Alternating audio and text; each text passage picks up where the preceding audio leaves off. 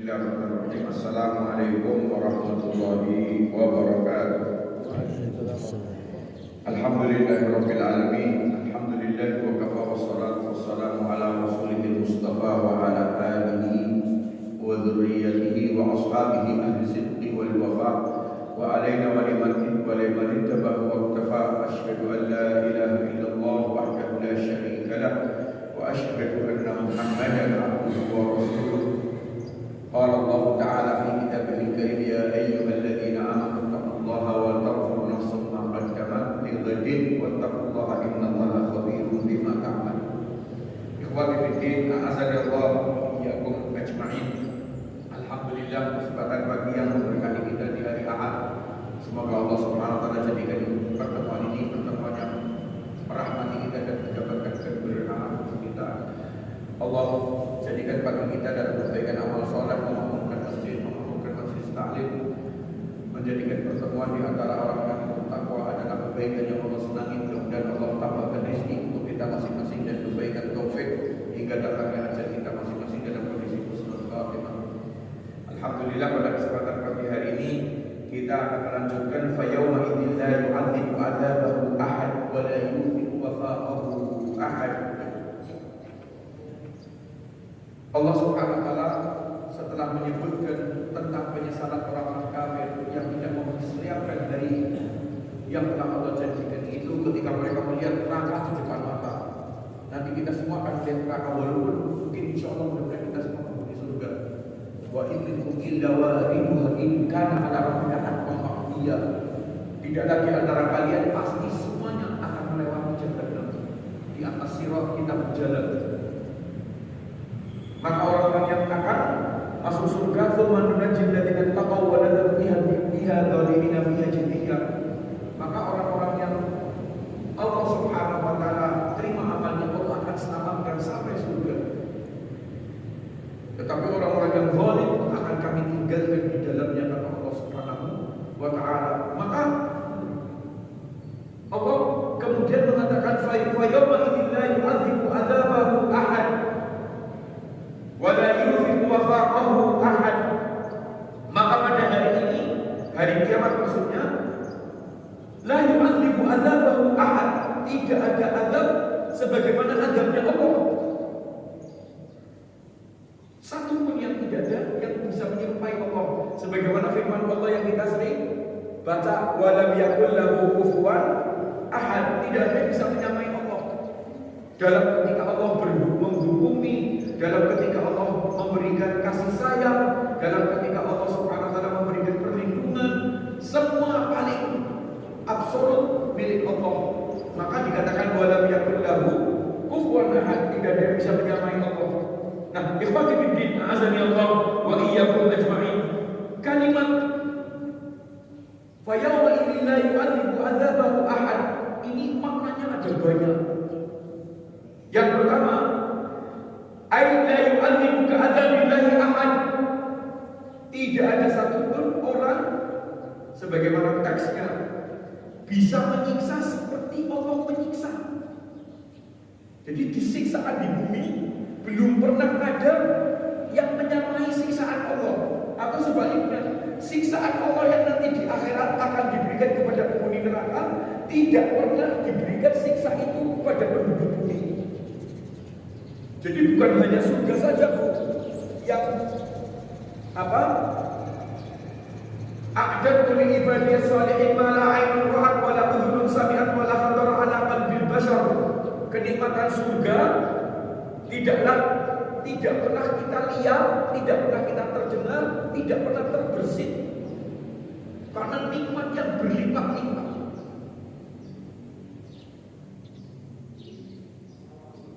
Serendah-rendahnya penghuni surga itu apa? Serendah-rendahnya penghuni surga itu adalah 10 kali lipat kenikmatan raja-raja di dunia. Jadi kalau ada raja di dunia yang paling son, itu masih dilipat gandakan 10 kali lipat, itu bagi penghuni surga yang paling bawah. Jadi nikmatnya belum pernah terlihat, belum pernah terdengar, belum pernah terbersih. Tapi itu ternyata bukan hanya surga, neraka neraka pun sama, azabnya Allah tidak pernah ada misalnya di dunia. Fa yauma idzin la yu'adzibu 'adzabahu ahad, ay la yu'adzib ka'adzabillahi ahad. Bayangin, azab di dunia ini contoh ya Pak. Anggap aja di penjara, tetangga kita penjara. Orang kalau baru masuk pertama kali apa? Biasanya mereka kan lihat berdolanan sama sesama mereka, atau mungkin sama oknum. Saya nggak mengatakan semua ya. Mesti kan ada, terutama kalau kriminalitas itu terhadap anak kecil sama wanita. Saya dengar dari mantan yang pernah belenggu, itu mesti dipukuli, disiksa. Sama oknum maupun sama sesama penghuni. Karena kejam sama perempuan sama anak kecil. Tapi lihat, sekejam-kejamnya raja yang zalim sekalipun, itu ketika dia menyiksa ada istirahatnya kan. Si nyiksa juga kesel. Nah, ketika si penyiksa itu istirahat, kan nikmat buat yang disiksa. Lumayan lah, anak istirahat. Itu nanti di akhirat tidak. Ya Malik, liyukhaffif 'anna rabbak yawma minal 'adzab. Wahai malaikat, wahai penjaga, diringankan satu hari saja. La yamutu fiha wa la yahya, orang terus disiksa, gak ada istirahat. Udah begitu, satu hari di dunia itu cuma 24 jam. Di akhirat inna yawman inda rabbika ka'alfi sanatin mimma ta'udun. Satu hari di neraka kayak 1000 tahun di dunia, Bu. Maka siksaannya gak ada bandingannya apapun. Yang pertama, fa yawma idzin la yu'adzibu 'adzabahu ahad. Kata beliau, Al-Qurtubi rahimahullah ta'ala, la yu'adzibu 'adzabillahi ahad.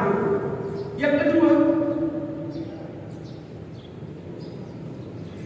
la yu'adzibu ahad fi dunya ka'adzabillahi kafir yawma idzin. Di dunia belum pernah ada orang diazab seperti azabnya Allah kepada orang kafir. Ini ayat bukan kepada orang mukmin. Diperjelas sama yang lain bahwa Allah nanti akan mengazab orang-orang kafir itu dengan azab yang belum pernah diberikan kepada siapapun. Jadi ancaman kepada orang-orang musyrik, orang-orang yang kata Allah Subhanahu wa taala dalam Al-Qur'an surat Ali Imran, untuk membaca 185, inna dina indallahil Islam wa man yabtaghi ghairal Islam dinan falan yuqbal minhu wa huwa fil akhirati minal khasirin. Barang siapa yang beragama selain agama Islam, Allah tidak menerima dan nanti di akhirat dia akan rugi. Kenapa? Ternyata dia diazab dengan azab yang tidak ada bandingannya. Azab itu khusus untuk orang kafir. Karena Allah sudah memperingatkan, Allah tidak terima, tapi tetap bantah. Maka adab kepada mereka tidak sebagaimana adab kepada hamba-hamba muslim, mukminah yang mungkin ada dosa besarnya. Ikhwati fillah, a'azani Allah wa iyyakum ajma'in. Yang ketiga, wal murad iblis. Ayat ini sebenarnya tujuannya adalah kepada iblis. Iblis itu nanti akan diazab dengan azab yang tidak ada bandingannya. Karena setiap orang pendosa masuk neraka gara-gara iblis yang memprovokasi. Maka dosanya iblis itu lebih dari yang lain. Semua pendosa dia juga bertanggung jawab. Selain dirinya juga berdosa, dia bertanggung jawab dengan dosanya orang. Pernah tahu ya istilah dosa jariah? Bukan hanya amal jariah. Ada seseorang ikut membangun masjid ini, maka setiap orang yang sholat di masjid ini, orang itu dapat pahala, bukan? Kenapa? Masjid ini dibangun di antaranya dengan hasil jerih payahnya beliau. Rizkinya yang disisihkan untuk membangun masjid Abdul Baitus Salam misalnya. Setiap ada orang sholat, dia itu dapat pahala. Itu namanya amal jariah. Tapi ada dosa jariah. Setiap orang yang berdosa gara-gara dosanya orang itu, dia ikut nanggung. Misal contoh, maaf ibu, kabarkan kepada anak-anak putrinya, Bu, jangan pasang foto di sosmed yang mengumbar kecantikan. Ketika laki-laki terpedaya, ayo nih berzina mata, maka semua orang yang berdosa dia itu tanggung jawab. Maka siapa yang lebih besar dosa jariahnya? Iblis. Setiap pendosa alladzi yuwaswisu fi sudurin nas. Maka kata beliau Al-Qurtubi rahimahullah taala, wal murad bihi iblis anna dalil qama ala annahu ashaddu nas adzaban. Karena seorang yang menunjuki dosa-dosa, yang mengajak kepada dosa-dosa, maka dia akan menempati azab yang lebih besar daripada orang yang ikuti. Saya kan terpedaya oleh iblis, maka iblis harus lebih bertanggung jawab daripada aku, karena aku cuma mengikuti iblis. Walaupun masing-masing diadab dengan dosanya masing-masing. Maka yang dimaksud dengan ayat ini apa, Bu? Iblis laknatullah alaihi. Ikhwati fiddin, a'azani Allah wa iyyakum ajmain. Maka termasuk pelaku-pelaku dosa jariah. Jangan mintanya iblis saja loh. Orang yang meniru iblis maka akan menduduki kedudukan yang sama. Karena dosa jariahnya sing ikuti wong sejuta misalnya, maka sejuta orang diadab, saya lebih diadab karena saya menyesatkan orang 1 juta. Paham ya, Bu? Maka berhati-hatilah. Bukan hanya ada amal jariah, akan ada dosa jariah. Allah itu adil. Kalau umat Nabi Muhammad pertama kali dihisab, maka pertama kali masuk surga juga umat Nabi Muhammad bersama Nabi Muhammad SAW. Tapi resikonya masuk neraka pertama juga umat Nabi Muhammad. Karena ketika dihisab, kok ternyata tidak masuk surga, yang masuk neraka pertama umat Nabi Muhammad. Begitu pula dengan amal jariah. Kalau amal jariah mendapatkan pahala sebanyak-banyaknya, hati-hati dosa jariah. Iblis dan siapa yang meniru cara iblis dalam berdosa jariah akan mendapati fa yawma idzin la yu'adzibu adzabahu ahad. Dia akan disiksa dengan lebih dari yang lainnya. Ikhwati fiddin, a'azani Allah wa iyyakum ajmain. Qila, nah ini contohnya, Bu. Innahu Umayyah bin Khalaf Abu Jahal. Ayat ini bercerita tentang pembesar Quraisy yang menyesatkan banyak orang. Umayyah bin Khalaf, Abu Jahal, ini dia bertanggung jawab daripada orang yang mengikutinya, gitu loh. Maka nanti azabnya Abu Jahal, Abu Lahab itu lebih berat daripada wong cilik masyarakat Quraisy yang ikut-ikutan roh, gitu loh. Kan ada wong ciliknya masyarakat Quraisy yang ikut kafir, ya kan? Lebih dosa mana daripada pembesar-pembesarnya? Ya pembesarnya. Kenapa pembesarnya yang ngajak-ngajak? Gitu. Umayyah bin Khalaf, Abu Jahal, Abu Lahab. Bahkan Abu Lahab sudah diumumkan tabbat yada abi lahabin wa tab. Ikhwati fiddin, a'azani Allah wa iyyakum ajmain. Kita lanjutkan. Qila innahu la yu'adzabu makanahu ahad fala yukhadhu minhu fida'an. Kata beliau rahimahullah ta'ala, innahu la yu'adzib makanahu ahad fala yukhadhu minhu fida'an. Bahwa orang itu tidak akan menggantikan dari azab seseorang apapun, termasuk tebusan. Fayuhu idza yu'adzibu adzabahu ahad. Maka Allah Subhanahu wa taala tidak mengenal apapun, selalu akan mengadab para berdosa. Bukankah pernah kita dengar, dulu pernah kita bahas apa, Bu? Ucapan Abu Lahab. Kalau masih ingat, Abu Lahab kalau Nabi Muhammad berdakwah di pasar atau di tempat-tempat terbuka, dia mengatakan ini, "Ingkana ma yaqulu ibnu akhi haq fa afdadi bimali wa auladi." Kalau kalau keponakanku ini benar, nanti ada neraka, ada kiamat, ada hisab, aku bakal ditebus oleh anakku. Aku akan dibayar, aku akan selesai aman, tidak mungkin kena. Maka Allah SWT menjawab, "Yauma idzin la yu'adzibu adzabahu ahad."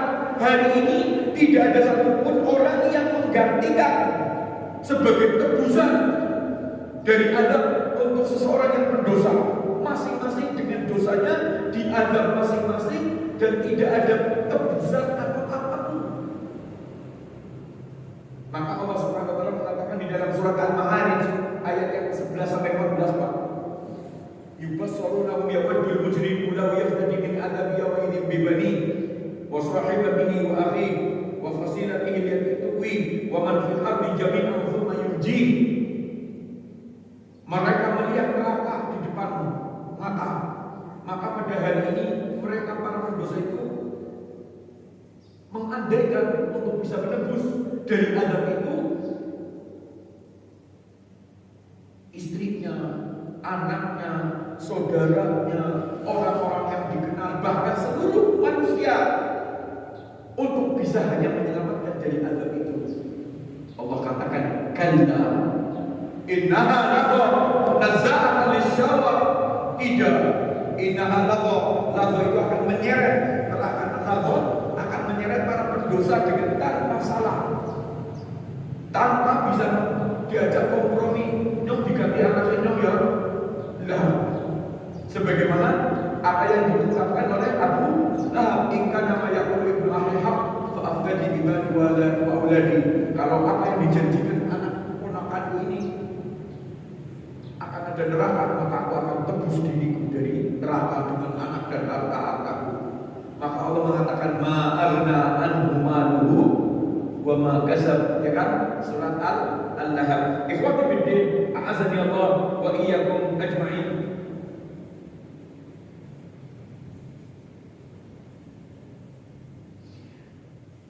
Pendapat yang lain sebenarnya kurang lebih sama, tetapi untuk memastikan bahwa maknanya itu luas. Kata beliau Al-Qurtubi rahimahullah ta'ala, la yu'adzabu ahadun laysa bikafirin ka'adzabil kafir. Nanti di akhirat Allah tidak akan mengadab seseorang siapapun yang bukan kafir seperti adabnya orang kafir. Kan sama dengan pendapat yang lain yang tadi, bahwa adabnya orang kafir beda dengan adabnya orang mukmin. Adabnya orang kafir lebih besar, adabnya dosa jariah lebih besar daripada yang mengikutinya. Maka kata Al-Qurtubi, nanti di akhirat orang yang bukan kafir tidak mungkin diadab seperti adabnya orang kafir. Menunjukkan apa? Azab itu sendiri-sendiri, caranya Allah kepada masing-masing berdasarkan dosanya masing-masing. Sebagaimana yang ibu tahu, nanti surga juga bertingkat-tingkat. Yang paling tinggi adalah surga Firdaus. Maka orang itu akan ditentukan derajatnya masing-masing dengan amalnya. Allah akan muliakan fi jannatin mukramun. Allah akan memuliakan mereka di surga, tapi berdasarkan amalnya. Gak bisa semua orang disamakan. Surga dan Firdaus kabeh enggak. Yang masuk Firdaus ada yang paling bawah, ada yang di tengah-tengah. Maka masing-masing ditempatkan oleh Allah dengan amalnya masing-masing. Begitu pula azab. Azab itu bertingkat-tingkat. Neraka itu ada 7 pintu, surga itu ada 8 pintu. Maka pintu-pintu itu dimasuki oleh dosa yang berbeda-beda. Neraka, penghuni surga itu akan masuk dengan amalnya masing-masing dengan berbeda-beda. Orang yang ahli puasa masuk pintu Rayyan. Orang yang ahli sholat melalui pintu sholat. Orang yang sabar, suka menahan emosi, ada pintunya babul kadhimin al-ghaidha, bab menahan amarah. Itu beda-beda. Nikmatnya beda-beda. Maka Allah adil. Dalam kebaikan Allah bedakan, tidak sama ratakan orang yang kesel dengan yang tidak kesel. Dibegitulah di neraka. Yang dosanya lebih besar adabnya daripada orang yang lebih sedikit. Orang mukmin yang berdosa tidak sama dengan adabnya orang kafir yang berdosa. Gitu loh. Ikhwati fiddin, a'azani Allah wa iyyakum ajma'in.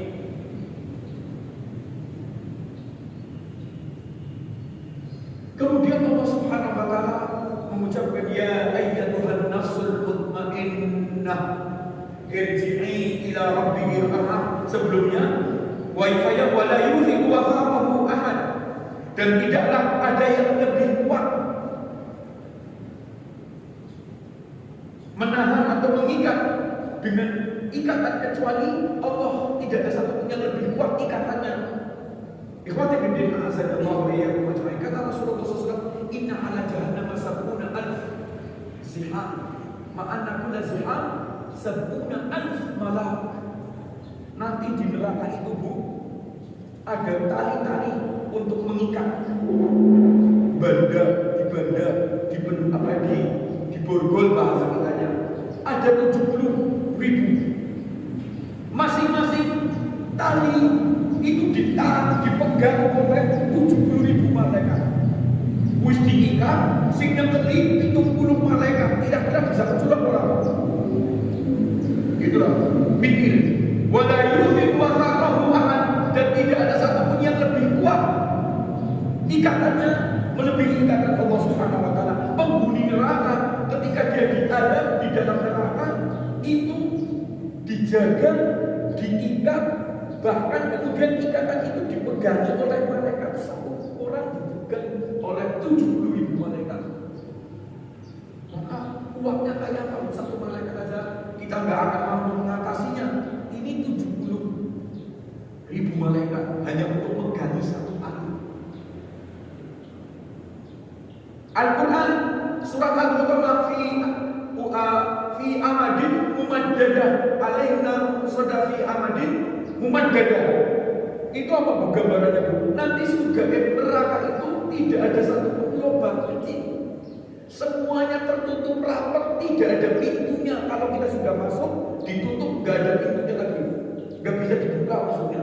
Sudah ditutup, diikat, dipasung.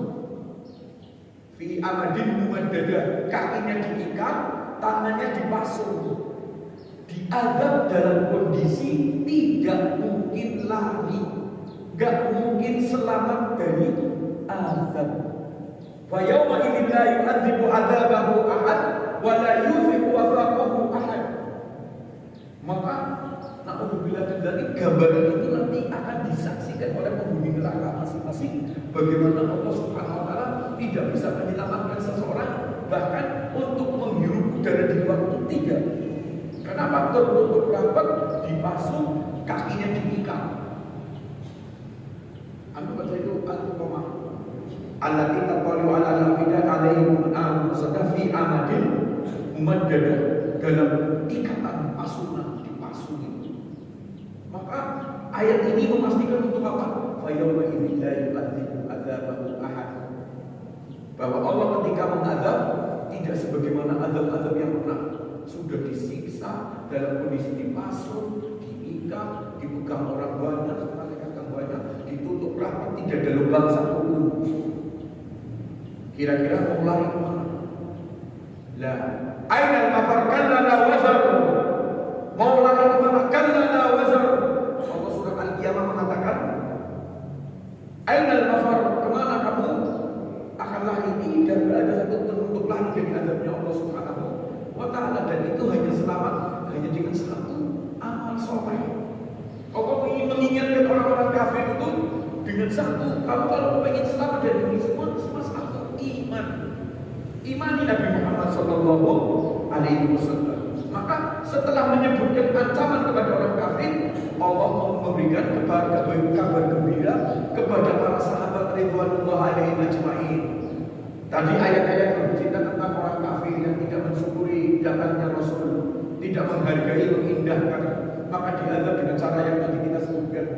Tapi kemudian ada Abu Bakar, ada Utsman, ada Ali, ada Bilal. Maka Allah katakan kepada mereka, ya ayyuhan nafsul mutmainnah, wahai jiwa-jiwa yang tenang, irji'i ila rabbiki radiyatan mardiyah, fadkhuli fi ibadi wadkhuli jannati. Allah menyatakan tentang apa? Sambutannya kepada orang-orang yang mukmin untuk masuk surga dalam ayat-ayat yang ke-28, 29, 27, 28, 29, 30. Ikhwati fiddin, a'azani Allah wa iyyakum ajma'in.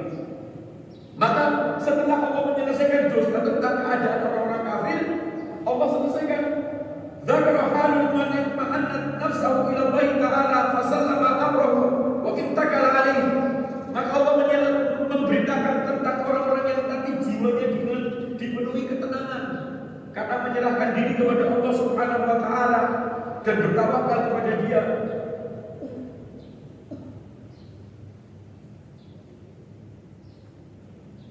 Maka ayat ini kata Al-Qurtubi rahimahullah taala yang pertama tafsirnya, qila huwa min qaulil malaikati li awliyaillahi azza wa jalla. Ini ucapan ya ayyatuhan nafsul mutmainnah irji'i ila rabbiki radiyatan mardiyah fadkhuli fi ibadi wadkhuli jannati adalah ucapan malaikat ketika mencabut nyawa kita. Nanti ini pendapat yang pertama. Bu, ada hadis kalau ada orang mau meninggal dunia itu datang malaikat di arah kepalanya bersama dengan golongan malaikat-malaikat, beberapa malaikat maksudnya yang membawa kain kafan. Tapi malaikat mau berdiri di kepalanya. Kemudian kalau orang itu mukmin, malaikat itu mengatakan ya ayyatuhan nafsul mutmainnah irji'i ila rabbiki radiyatan mardiyah. Maka yang dibawa itu kain kafan dari surga yang baunya wangi, dicampur dengan pelan. Ibu-ibu tahu teko ya? Teko itu kalau teko penuh disuntak sedikit kan hancur, ya kan? Teko kalau penuh maka diangkat sedikit diginikan langsung cur, gampang gitu loh. Itu kata hadis Rasulullah SAW. Maka ibarat keluarnya nyawa itu dengan mudah. Tapi kalau orang itu kafir atau pendosa besar, maka malaikat yang ada di kiri tadi, di kepalanya dia mengatakan, ya ayyatuhan nafsul khabithah, wahai jiwa yang kotor, irji'i ila ghadban rabbik, ulanglah kepada kemarahan Rabbmu. Maka dibawa oleh malaikat yang lain itu kafan dari neraka yang baunya busuk, dan keluarnya ruh itu Bu, dalam hadis anak hadisnya begitu, maka saya terjemahkan aja hadisnya sahih. Maka seperti benang wol, ibu-ibu tahu ya benang wol basah nempel di kawat ring. Itu bahasanya Rasulullah. Benang wol basah nempel di kawat ring, nariknya kayak apa? Sakit. Setiap geser sedikit dari kaki naik itu siksaan. Walau tara in yatawaffa alladziina kafaru al-malaa'ikatu yadribuna wujuhahum wa adbarahum wa dhuqu adzabal hariq. Walau tara in yatawaffa alladziina kafaru al-malaa'ikatu yadribuna wujuhahum wa adbarahum. Seandainya engkau melihat orang kafir itu dicabut nyawanya oleh malaikat, seandainya lihat, berarti kita tidak lihat karena itu ghaib. Maka malaikat itu mukul dari depan dan dari belakang. Oh, dengan sakit. Kenapa? Keluarnya dengan susah payah. Maka ayat ini kata beliau Al-Qurtubi rahimahullah taala, ya ayyatuhan nafsul mutmainnah huwa min qaulil malaikati li awliyaillah. Ini ucapan malaikat kepada hamba-hamba Allah. Sebagaimana ibu-ibu baca Al-Quran surat Fussilat, apa ayatnya? Innal ladzina qalu rabbuna Allah tsumma istaqamu tatanazzalu alaihimul malaikatu alla takhafu wa la tahzanu wa abshiru bil jannati allati kuntum tu'adun. Orang yang mengatakan kami beriman kepada Allah kemudian istiqomah, maka malaikat akan turun. Itu saat kematian, turun menyambut. Ya ayyatuhan nafsul mutmainnah, wahai jiwa yang tenang, pulanglah kepada Rabbmu radiyatan mardiyah, kamu diridhoi dan kamu ridho sama Allah. Ikhwati fillah, a'azani Allah wa iyyakum ajmain. Fal nafsul mutmainnah as-sakinah al-muqinah ayqanat Allah azza wa jalla rabbuha. Maka jiwa yang tenang itu adalah jiwa yang yang beriman, yang yakin sama Allah. Dia yang tahu betul Allah lah Rabbnya. Itu pendapat yang pertama tentang makna nafsul mutmainnah. Kemudian yang kedua dikatakan oleh Abdullah bin Abbas radhiyallahu taala anhu, ayat al-mu'minah al-mutmainnah bi thawabillah. Kenapa jiwa itu dikatakan jiwa yang tenang? Karena dia iman dengan pahala-pahala yang Allah janjikan, maka ketika akan meninggal dunia tenang. Kenapa? Surga. Wa abshiru bil jannati allati kuntum tu'adun. Allah mengabarkan surga. Maka kan ada orang mau meninggal senyum, tenang, senyum. Tapi sebaliknya, saya pernah mendengar dari orang yang tinggal di Australia.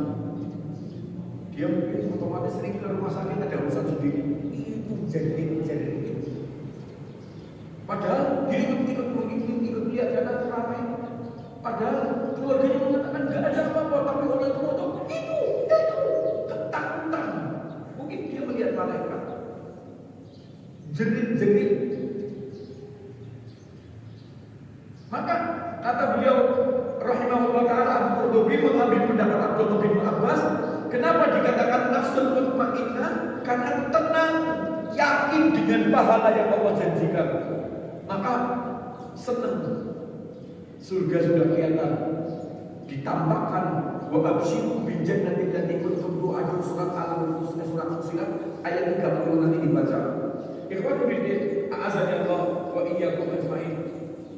Kemudian qala Al-Hasan, yang dimaksudkan dengan al-nafsul mutmainnah adalah jiwa yang beriman. Maka siapapun orang yang beriman sama Allah, maka dia jiwa yang dikatakan jiwa al-mutmainnah. Kemudian dikatakan lagi oleh yang lain, qala Mujahid ar-radiyah fi qada'illah, yang dimaksudkan dengan jiwa yang tenang adalah jiwa yang ridho dengan keputusan Allah. Ini contoh orang kalau dia beriman sama takdir, musibah kayak apapun tenang. Tapi kalau ada orang yang nggak percaya dengan takdir, gelisah, ngamuk, cari kambing hitam, omongannya ngelantur, tambah memperberat keadaan dirinya. Kata Rasulullah SAW, man radiyallahu falahu ridha. Barang siapa yang ridho dengan ketetapan Allah, Allah akan meridhoi orang itu. Wa man sakhita lahu falahu sukhtu. Barang siapa yang murka dengan ketetapan Allah, maka Allah juga akan murka sama orang itu. Jadi jiwa yang tenang itu dikatakan iman sama takdir. Maka ini keputusan Allah, inna lillahi wa inna ilaihi raji'un. Qadarullah. Itu jiwa kita lebih tenang loh. Walaupun gak enak. Musibah kan gak enak. Tapi kalau ucapan kita baik, itu jiwa kita terkondisikan untuk bisa jadi lebih tenang. Maka mintalah tolong kepada Allah dari segala masalah perkara dengan apa? Dengan sabar dan sholat. Kan ada ista'inu bisobri wassalat. Mintalah tolong kepada Allah dengan sabar dan sholat. Kenapa? Sabar itu menolong dari dalam.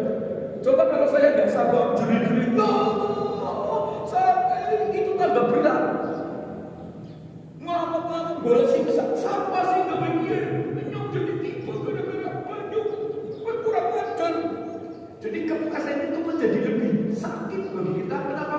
Ada orang yang menjadi kambing hitam.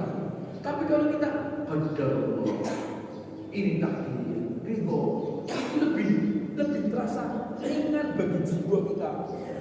Sakit itu sakit, tapi lebih mudah ditahan. Kenapa? Ista'inu bis-sabri was-shalah.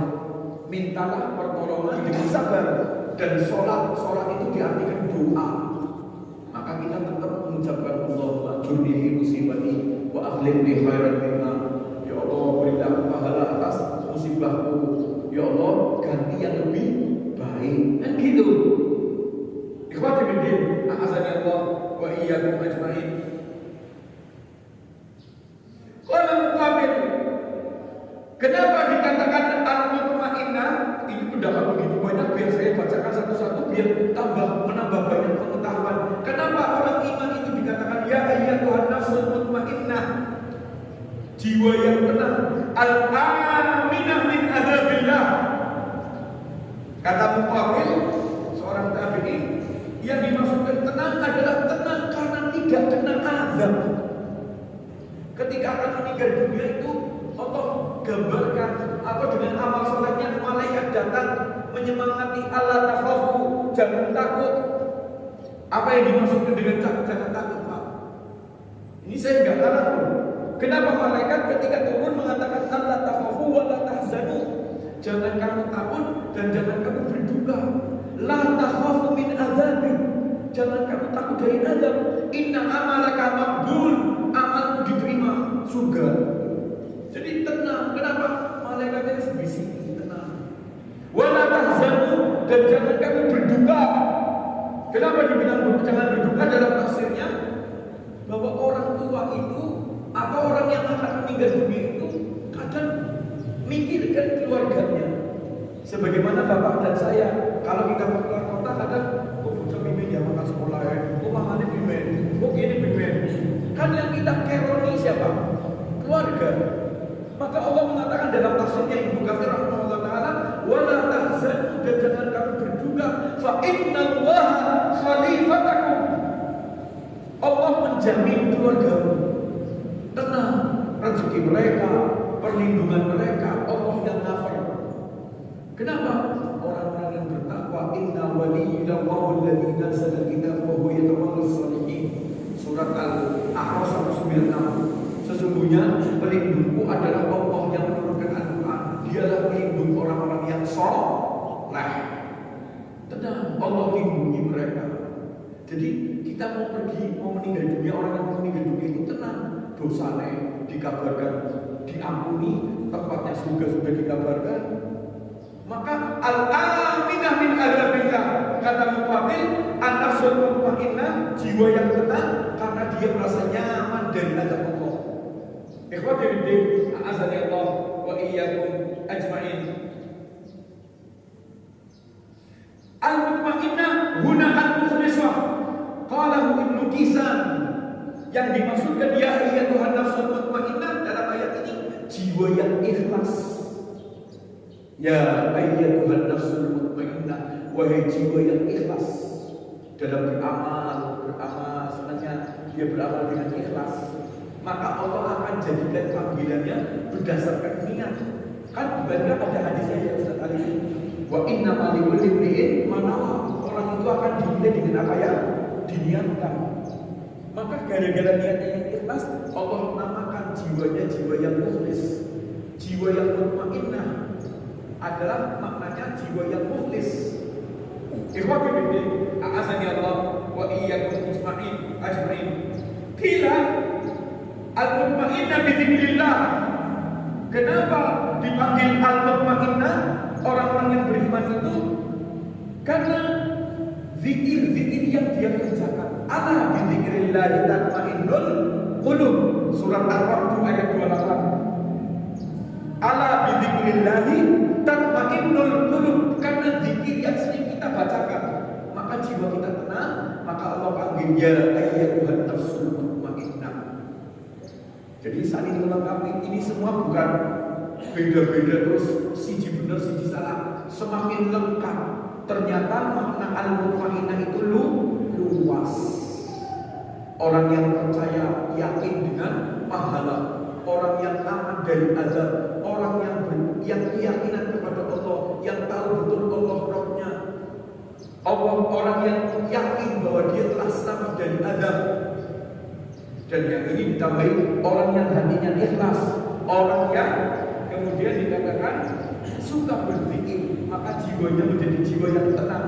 Maka jiwa itu dipanggil oleh Allah, ya ayyatuhan nafsul mutmainnah irji'i ila rabbiki radiyatan mardiyah.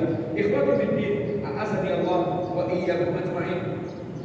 Qila al-mutmainnah bil iman al-musaddiqah bil ba'thi wal thawab. Yang dimaksudkan dengan mutmainnah di sini adalah orang yang meyakini kiamat. Dia meyakini akan ada kebangkitan dan adanya surga, balasan. Maka jawabannya dipanggil dengan panggilan sesuai dengan keadaan hatinya yang iman, yang yakin, yang aman, yang nyaman. Ya ayyuhan nafsul mutmainnah. Qila innahu Hamzah. Ada yang berpendapat itulah yang dimaksud dalam ayat ini Hamzah bin Abdul Muttalib.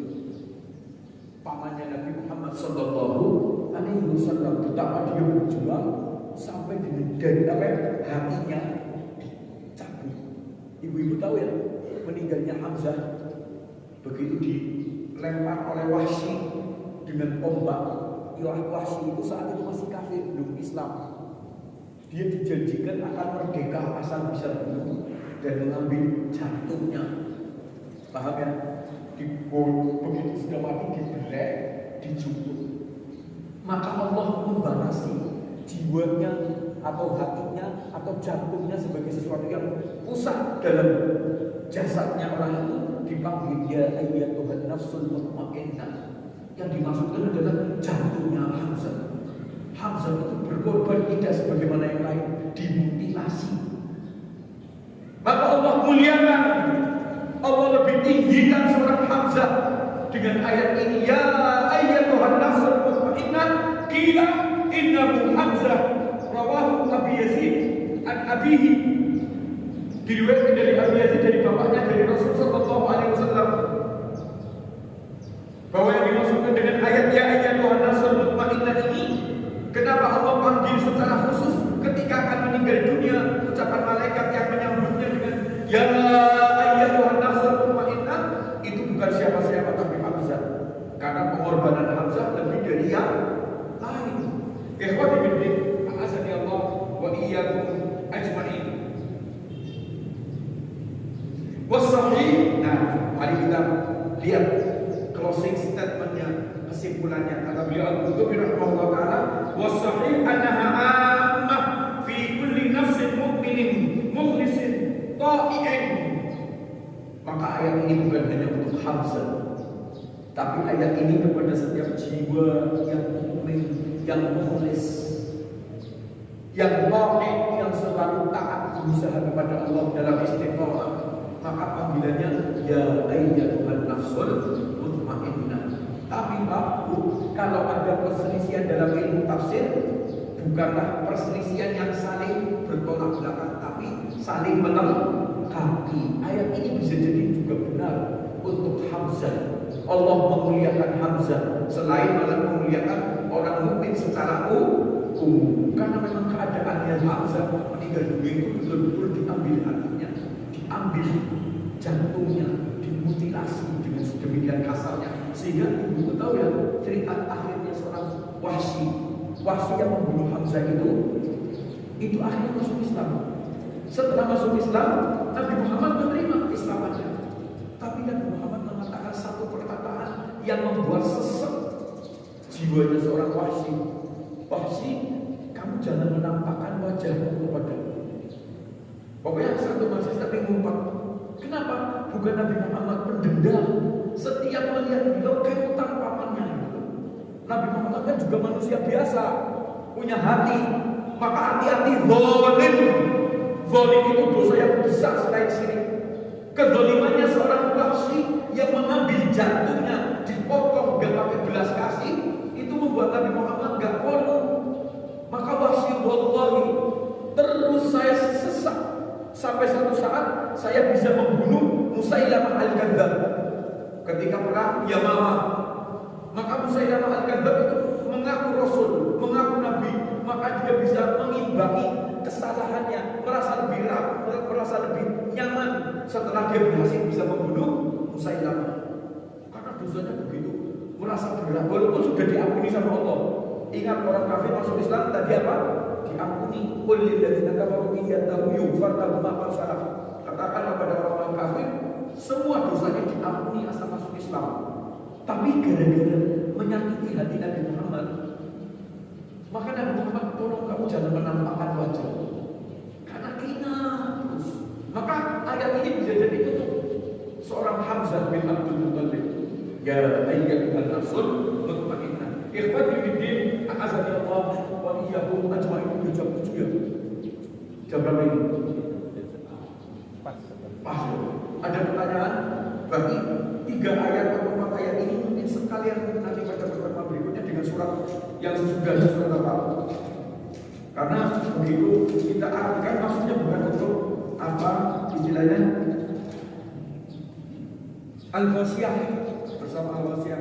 Karena kalau cuma diartikan emang-emang, maka kita kayakan maknanya supaya kita menjadi luas pemahamannya dalam sebuah ayat, sehingga kita tidak terburu-buru untuk sekali pertemuan berapa ayat, 5 ayat, 10 ayat, bahkan ada yang 1 surah, 1 pertemuan.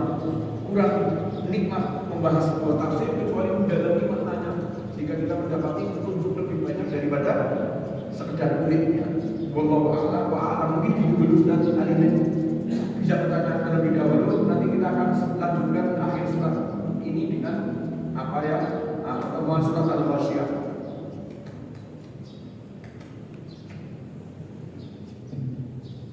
Monggo Bapak Ibu, barangkali ada yang ingin didiskusikan, tanyakan, kami silakan dari kami terima. Monggo Bapak. Assalamualaikum Ustaz. Waalaikumsalam warahmatullahi wabarakatuh. Mohon izin, saya mau bertanya. Kira-kira berapa etapa atau tahapan? Mau dijelaskan ya? Apa itu? Tahapan kematian seseorang ketika masih hidup sampai di etapa terakhir surga atau neraka. Terima kasih. Proses perjalanan hidup setelah kematian. Karena itu, maka seseorang sakit atau tidak sakit mesti akan datang kematian. Qul innal mauta alladzi tafirruna minhu fa innahu mulaqikum. Sesungguhnya kematian yang kita takut mesti akan datang. Maka pintu masuk neraka, masuk akhirat itu adalah kematian. Setelah kematiannya dia, itu Allah Subhanahu wa taala dalam hadis ini saya pakai ringkasan gitu ya. Maka jiwa itu dipegang oleh malaikat. Dibawa ke atas langit. Maka kalau orang itu mukmin, baik, soleh, maka baunya bau semerbak, wangi, maka kemudian para malaikat bertanya siapa, maka disebutkan namanya fulan bin fulan bin fulan bin fulan dengan kehormatannya. Maka dibukakan pintu 1, 2, 3, 4 sampai ketemu dengan di bawah arsy-Nya Allah. Maka Allah Subhanahu wa taala mengatakan benar hamba-Ku. Maka ditaruh di Illiyin, tempat yang tinggi di bawah arsy-Nya Allah, tempat meletakkan ruh-ruhnya orang yang beriman. Setelah sebelumnya dikembalikan sesaat untuk menjawab pertanyaan Munkar Nakir. Tapi nanti akan ditaruh di Illiyin, surat Al-Ghasyiyah, surat Al-Mutaffifin. Nanti kita ketemu wa ma adraka ma Illiyin, wa ma adraka ma Sijjin. Sijjin dan Illi itu 2 tempat untuk menempatkan ruh. Nah, maka orang yang mukmin akan ditempatkan di Illiyin. Ada orang kafir ketika sampai di langit, Allah mengatakan ini yang berdusta, maka langit itu tidak akan membuka pintunya. Sama Allah, setelah nanti menjawab pertanyaan Munkar Nakir, maka akan diletakkan di kerak bumi yang paling bawah, namanya Sijjin. Disitulah Allah mengadab. Nah, Bapak Ibu yang dirahmati Allah, yang namanya azab kubur atau alam barzakh itu alam yang dominasi oleh roh, sehingga orang mati bolehlah jiwanya, raganya habis dimakan belatung, dimakan cacing, maka yang diadab adalah ruhnya. Maka kalau ibu-ibu sekarang bongkar kuburan, belum tentu ada mayitnya, sudah bulan-bulan bahkan sudah habis, tapi tetap merasakan azab. Caranya Allah. Begitu pula dengan ruh yang orang beriman itu diilihin, ditaruh di paruhnya burung-burung yang hijau berterbangan di surga, melihat pemandangan, tapi belum bisa merasakan langsung. Kenikmatan surga sudah dipertunjukkan, maka diberi nikmat gitu loh. Sampai nanti kebangkitan, maka dibangkitkan dari amal masing-masing dibangkitkan dari kubur berdasarkan amal-amalnya. Nanti ada yang wajahnya seperti kera, ada yang wajahnya seperti babi, ada yang kepalanya di bawah, kakinya di atas bisa berjalan, ada yang menggunakan pakaian tapi pakaiannya dari jubah emas, jubah api karena sombong, ada yang seperti semut kecil, kerdil.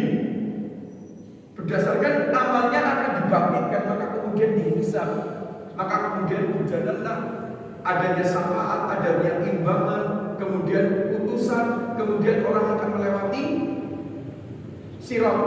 Maka yang sukses masuk surga, yang penghuni neraka akan jatuh. Itu secara singkat seperti itu, Pak. Sampai kemudian surga dan neraka. Yang paling lama kapan? Di alam barzakh.